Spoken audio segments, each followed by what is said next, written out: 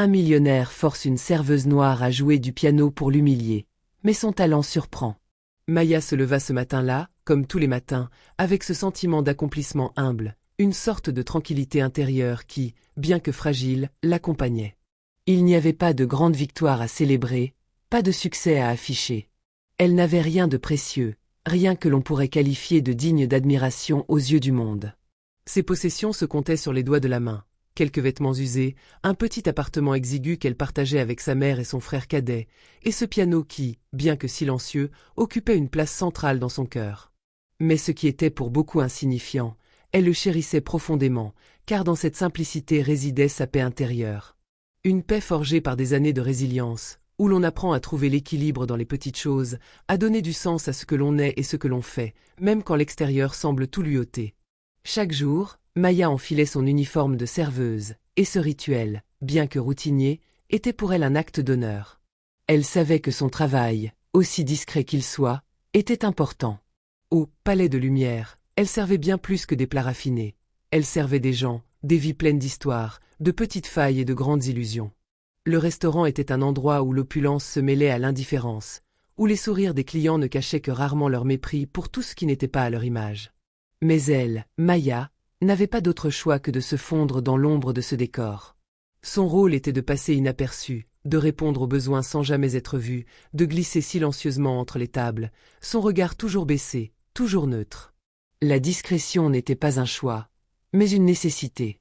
Dans un monde où l'on jugeait les gens à leur apparence, Maya avait compris très tôt que son pouvoir résidait dans son invisibilité. Si elle devenait une ombre, alors elle échappait à la violence des regards, au jugement rapide. Elle était, pour eux, une machine, fonctionnelle, rapide, efficace, mais dénuée de substance. Le Palais de Lumière, avec son décor somptueux de lourds lustres en cristal, de tables ornées de napperons d'or et de sièges en velours, n'était pas seulement un restaurant. C'était un royaume où les élites locales se donnaient en spectacle. La nourriture était un prétexte, les vins fins une indulgence pour des âmes qui ne savaient plus comment s'émerveiller de la simplicité.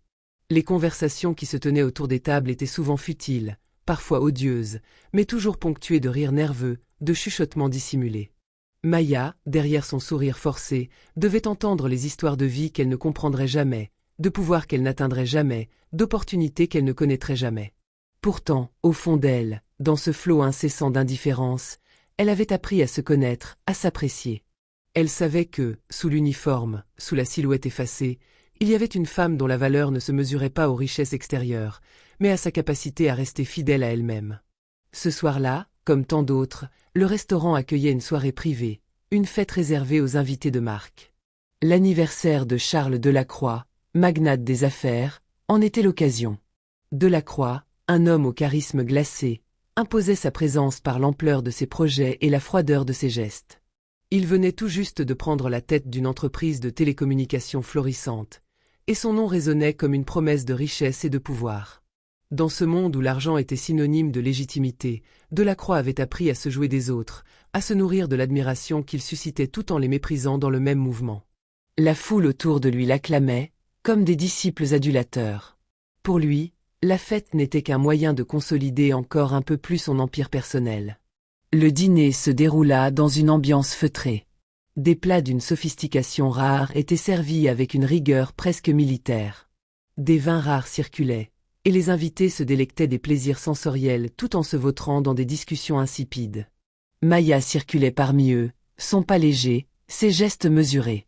Elle prenait soin de ne pas se faire remarquer, répondant aux demandes avec une politesse rigide, mais toujours attentive. Elle avait appris à anticiper les besoins, à repérer les signes avant-coureurs des clients impatients, et à les satisfaire avant même qu'ils ne s'en rendent compte. Mais au fond, cette existence sans éclat commençait à la ronger lentement. La routine était devenue une sorte de carapace, et parfois, elle se demandait si elle était encore capable de rêver. Puis, un événement imprévu surgit, brisant l'équilibre fragile de cette soirée. Charles Delacroix, assis en bord de table, parut soudain en nuyer. Ses yeux balayaient la pièce, cherchant quelque chose, ou plutôt quelqu'un, qui pourrait rompre la monotonie de ce dîner pourtant parfait à ses yeux. C'est alors qu'il aperçut un vieux piano dans un coin de la salle. Il était là, oublié, presque en retrait, comme une relique d'un temps révolu, une pièce qui n'avait plus de place dans ce monde de luxe et de perfection. Un sourire énigmatique se dessina sur les lèvres de Delacroix, et il chercha un prétexte pour détendre l'atmosphère. Ses yeux se posèrent sur Maya, qui passait près de lui. « Vous aimez la musique, n'est-ce pas » lança-t-il, un sourire provocateur aux lèvres, comme s'il s'apprêtait à faire d'elle un objet de divertissement. Maya, surprise, haussait imperceptiblement un sourcil. Elle avait grandi entourée de musique. La radio de sa mère diffusait des airs classiques qui lui rappelaient des souvenirs d'enfance. Le vent chaud de l'été, les après-midi passés à écouter des concerts diffusés en direct, la douce mélodie d'un piano qui réchauffait son cœur dans l'obscurité d'une petite pièce. Mais, là, en face de cet homme, dans ce décor luxueux, elle ne savait que répondre. Elle hocha simplement la tête. « Alors, pourquoi ne pas nous jouer quelque chose ? Nous avons tous besoin d'un peu de divertissement, » dit-il, son ton faussement amical, presque moqueur. Les murmures dans la salle grandirent, se transformant en une vague de rires étouffés qui dévalaient les longues tables. Maya sentit son cœur se contracter sous le poids de cette moquerie silencieuse, un nœud d'angoisse serrant sa gorge. Le regard qu'elle chercha désespérément se posa enfin sur son supérieur, mais il évita ses yeux. Elle capta juste un éclat de fierté mêlé à de la peur dans son regard fuyant, comme si son propre emploi en dépendait, comme si, pour ne pas déplaire à un client important, il était prêt à abandonner son principe de soutien. L'humiliation, cette compagne sournoise et inévitable de ses journées, la frappa avec une violence renouvelée. Elle connaissait bien cette sensation, celle de l'invisibilité, de la dévalorisation. Mais aujourd'hui, cette souffrance semblait être un poison lent qui lui rongeait les entrailles. C'était comme si chaque mouvement de la soirée la réduisait un peu plus, comme si sa dignité était un morceau de tissu qu'on déchirait à chaque instant. Pourtant, une force inexplicable bouillonnait en elle, la poussant à se lever et à avancer, même si chaque pas semblait lourd et incertain. Elle n'avait pas de choix, en effet. Mais quelque chose en elle, cette petite flamme qui refusait de s'éteindre, l'incita à se diriger vers le piano, cette vieille machine de musique qui l'observait, elle, la silencieuse spectatrice de sa vie. Elle s'assit, les doigts un peu tremblants, la peau tendue autour de son ventre par l'angoisse qui la submergeait. Ses mains frôlèrent les touches froides du piano, mais elle n'avait pas l'intention de fuir. Non, ce moment serait peut-être son dernier, mais il serait aussi le plus pur, le plus sincère. Un dernier acte de résistance. Elle ferma les yeux un instant, la lumière tamisée du restaurant la réchauffant malgré l'humiliation glacée qui l'envahissait. C'était comme si elle se plongeait dans une mer sombre, un endroit où personne ne pourrait la voir, où la musique seule pourrait la sauver. Les premières notes qu'elle joua étaient légères, hésitantes, mais elles s'élevaient dans l'espace avec une fluidité qu'elle n'aurait jamais cru possible en cet instant. Ce n'était pas seulement la technique qui émanait d'elle, mais une émotion profonde, une énergie brute qu'elle avait enfouie trop longtemps. La musique la possédait à tel point qu'elle oublia où elle se trouvait. Elle oublia les rires, les regards condescendants des invités, et même la figure de Delacroix, qui la regardait encore, son sourire narquois figé sur ses lèvres. Elle se laissa emporter par les notes, puis plongea dans une pièce qu'elle avait toujours aimée, un classique qu'elle avait appris enfant, dans les instants où la vie semblait moins dure. Au fur et à mesure que ses doigts dansaient sur les touches, la salle entière s'était progressivement tue. Le murmure des conversations s'était éteint, comme si tout le monde était suspendu à la moindre vibration du clavier. Maya, sans même en être consciente, avait métamorphosé l'atmosphère, détournant l'attention de la moquerie et du jugement vers un lieu plus profond, plus humain. Elle se sentait soudainement plus grande que le cadre, plus grande que cette scène. Chaque note, chaque mouvement de ses mains était un cri silencieux, une affirmation de son existence, une déclaration que, malgré ce qu'on pensait d'elle, elle n'était pas qu'une serveuse. Elle était un être de musique, de passion, de vie. Puis, elle enchaîna sur un morceau de jazz, ses doigts glissant plus rapidement, s'entrelaçant avec une aisance presque surnaturelle. Ses mains semblaient savoir ce qu'elles faisaient, comme si elles avaient trouvé un chemin à travers la douleur et la peur, chaque note plus précise, plus pleine d'âme que la précédente. La pièce se développa en une improvisation fluide, presque sauvage. Un tourbillon de sons qui emportait tout sur son passage, brisant la barrière des attentes et des préjugés. Le regard de Delacroix, figé de surprise, trahissait son inconfort, mais aussi une forme de respect involontaire. Il n'avait pas anticipé cette déferlante de beauté et d'authenticité qui émanait de Maya. Les invités étaient désormais suspendus à la musique, leurs regards échangés étaient teintés de confusion, d'étonnement et même d'émerveillement. Certains s'étaient penchés en avant, comme si la pièce qu'elle jouait avait ouvert une porte secrète vers un monde qu'ils ne comprenaient pas, mais qu'ils étaient prêts à explorer. La salle, habituellement un lieu d'arrogance et de superficialité, semblait soudainement emplie d'une forme de pureté.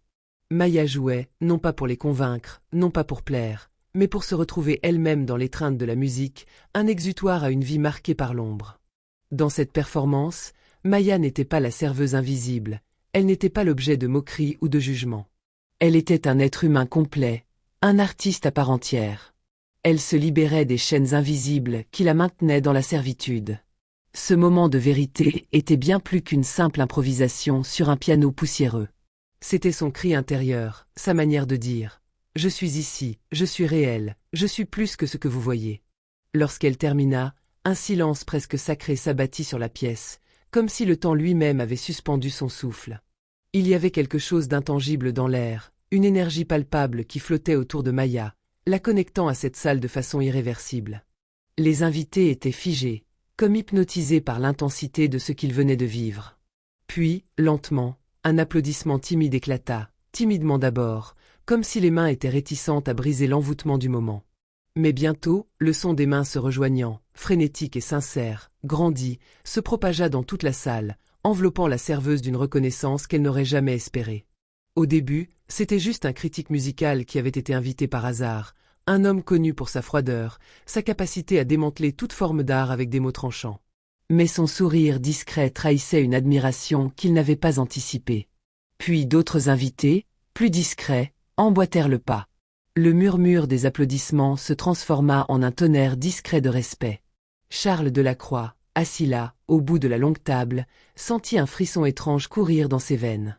Pour la première fois de sa vie, il ne se sentit pas comme l'homme au sommet, celui qui dictait les règles, celui qui regardait les autres du haut de son statut et de sa richesse. Non, ce soir, la hiérarchie s'était inversée.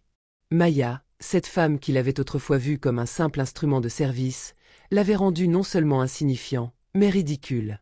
Elle ne l'avait pas affronté dans une bataille de mots, ni même dans un échange de regards acerbes. Elle l'avait écrasé d'une manière beaucoup plus subtile, bien plus dévastatrice. Par sa musique, par sa dignité, elle lui avait montré la profondeur de son ignorance, de son arrogance. Delacroix, gêné et désorienté, baissa les yeux vers son verre de vin. Il chercha un refuge dans l'alcool, mais il savait qu'aucune gorgée ne pouvait apaiser l'humiliation qui bouillonnait en lui. La salle était pleine de murmures admiratifs, mais ses pensées n'étaient que chaos. Comment un simple geste, un acte aussi privé, aussi personnel qu'un morceau de musique, avait-il réussi à le réduire à cet état d'humilité inconfortable? Maya, avec une simplicité brutale, l'avait ridiculisé sans même dire un mot. C'était un coup qu'il ne pourrait jamais parer. Il se sentait petit, ridicule, tout à coup conscient de la fragilité de son pouvoir et de la vacuité de son existence, rempli de possessions et de prestige, mais vide de substance réelle. « Vous êtes vraiment étonnante », murmura-t-il, et ses mots étaient étrangement plus honnêtes, plus vulnérables que tout ce qu'il avait jamais pu dire. Il n'avait pas l'habitude d'être humble. Les compliments, chez lui, étaient souvent une manière de rabaisser, de dominer. Mais cette fois, il était sincère, presque brisé. Maya, cependant, ne se laissa pas émouvoir. Elle se leva lentement, sans un mot, comme si ce qu'elle venait de vivre n'était qu'une autre scène de sa vie. Elle se dirigea vers son poste, l'allure droite, les épaules dégagées, sans un seul regard supplémentaire pour lui. Mais son regard, calme et posé, se posa un instant sur lui, un regard à la fois de dignité et de compréhension. Elle savait. Elle savait que, ce soir-là, elle n'avait pas seulement joué pour ses invités, ni même pour Delacroix. Elle avait joué pour elle-même, pour toute sa vie passée à subir l'indifférence des autres. Elle venait de leur prouver, à tous, que son existence ne se réduisait pas à un uniforme et à un plateau. Elle était plus que ce qu'ils avaient voulu qu'elle soit. Le lendemain, les échos de la soirée résonnaient encore dans les couloirs du restaurant, dans les conversations des invités qui avaient assisté à l'événement. La rumeur, telle une traînée de poudre, se répandit rapidement dans les cercles mondains. Les mots serveuse, piano, musique se mêlaient dans des chuchotements admiratifs. Les personnes qui avaient été présentes semblaient avoir assisté à quelque chose de plus grand qu'une simple soirée privée. Elles avaient été témoins d'un changement, d'une transformation. C'est ainsi qu'un producteur de musique, curieux de cette rumeur grandissante, prit le téléphone et appela le restaurant. Attiré par l'histoire qui se racontait dans les milieux huppés de la ville, il proposa à Maya un contrat pour enregistrer un album. Il avait entendu des murmures sur son talent caché, sur la profondeur de sa musique. Maya, à l'autre bout du fil, se retrouva un instant déstabilisée par cette proposition inattendue. Ce n'était pas une vie qu'elle avait imaginée. Elle n'avait jamais pensé à la musique comme une voie pour échapper à sa réalité de serveuse. Mais peut-être, après tout, ce n'était pas simplement une opportunité professionnelle. Peut-être que c'était aussi une chance de se libérer des chaînes invisibles qui la liaient à une existence d'ombre. Elle prit une grande inspiration avant de répondre, d'une voix ferme mais douce, empreinte de la même sérénité qui l'avait guidée au piano la veille. Elle accepta l'offre, consciente que ce choix marquait un tournant. Ce n'était pas un abandon de sa dignité, mais une affirmation de ce qu'elle était, une artiste, une musicienne, une personne digne de respect, quelle que soit sa place dans la société. Et dans ce même restaurant où elle continuait de servir les plats et de sourire aux clients, un piano fut installé. Pas un simple objet décoratif cette fois, mais un symbole de ce que Maya avait prouvé à elle-même et aux autres. Un symbole de sa résilience et de sa capacité à s'élever au-delà des attentes que le monde lui avait imposées. Un symbole qu'aucun millionnaire, ni aucune salle de luxe, ne pourrait jamais effacer.